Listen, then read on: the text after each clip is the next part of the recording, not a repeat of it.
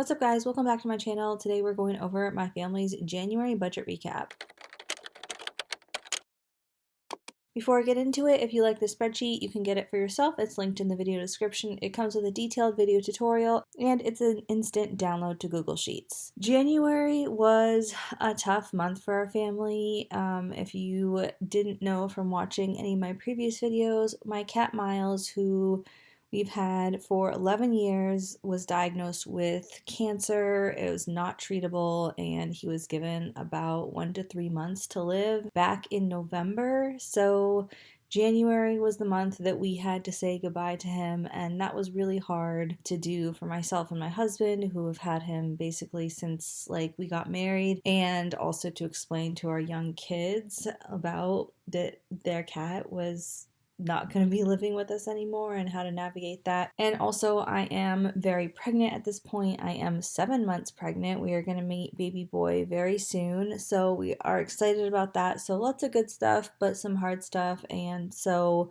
I'm just glad January's over, winter is coming to an end, and we're going to get some sunshine soon. So let's go over how we did with money in January. I have been very stressed about money lately. Money has been tight ever since we bought this house a year ago, but I think being pregnant and just with the extra expenses coming up of giving birth and getting some baby things we need, and just having pregnancy brain and pregnancy anxiety. It's just, I've been having a hard time looking at our money and thinking about money.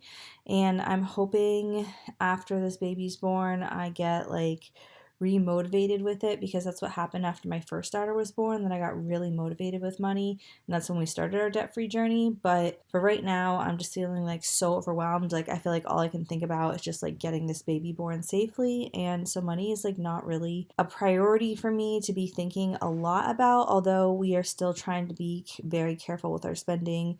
And it's just more I'm not thinking about long-term goals and pushing myself right now, because just pushing myself, 7 months pregnant with 2 other young children and a lot of other stuff going on besides what I even talked about in this video, it's just not good for my health or mental health right now. So we're just still going to do the best we can, still be consistent with our budgeting, and so let's get into it. All right, so we had budgeted for $9,900 and we brought in $10,432, so that was a difference of $532. So it's always good when we bring in more money than we planned for. First of all, for my Roth IRA, we put in $200 this month, and for our only debt, we paid the minimum payment of $830. When I say our only debt, our only non-mortgage debt. This used to have 10 or 11 debts, and now we're down to 1. So it is a big payment. I've been feeling it lately. I'm it would be so nice if we had this gone before we bought the house, and that's what I was hoping we could do. But because of the interest rates in the real estate market, it just didn't happen. So we've got a little over $50,000 left on this loan, but once this payment is gone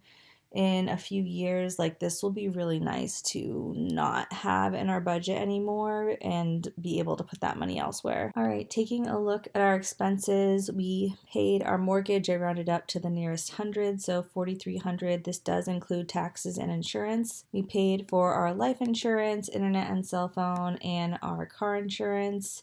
Utilities have been expensive. I've actually been seeing news stories lately about how Eversource has gone way up, and people's gas bill this winter in Massachusetts has been insane.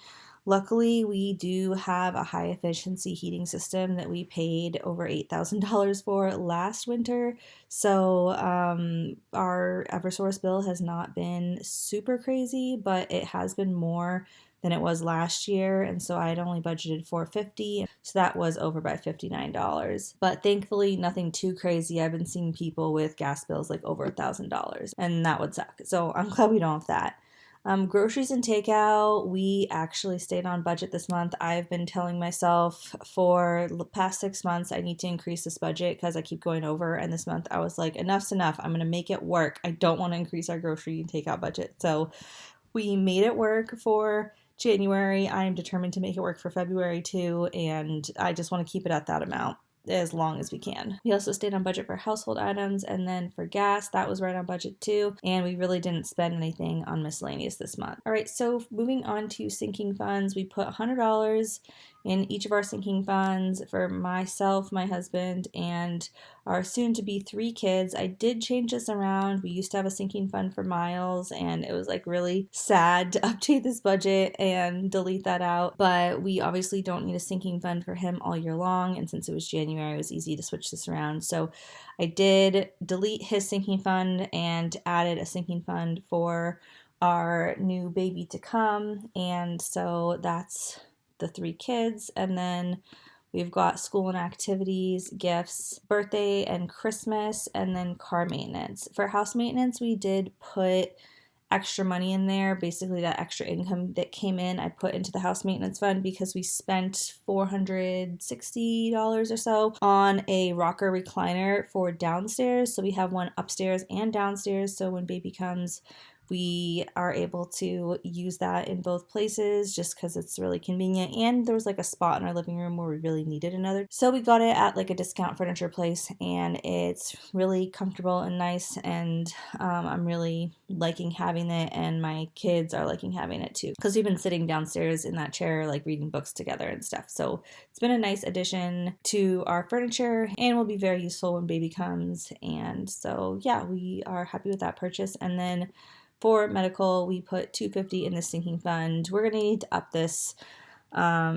Basically, we're going to have enough in our HSA by the end of the year to pay for all our medical expenses, but that accumulates over throughout the year. It doesn't accumulate all on the 1st of January, so we need to have some money to be able to pay some medical bills up front for things. And yeah, so for like, I don't know how much we put in February. I can't remember. I'll post that February budget with me if it's not already posted. And then for March, we're going to try to throw a bunch of money in there as much as we can because baby is coming in April. I hope you guys enjoyed this video. As always, if you liked the video, give it a big thumbs up. And if you want to see more from me, hit that subscribe button. I'd love to have you as a subscriber, and I'll see you soon in the next one. Bye!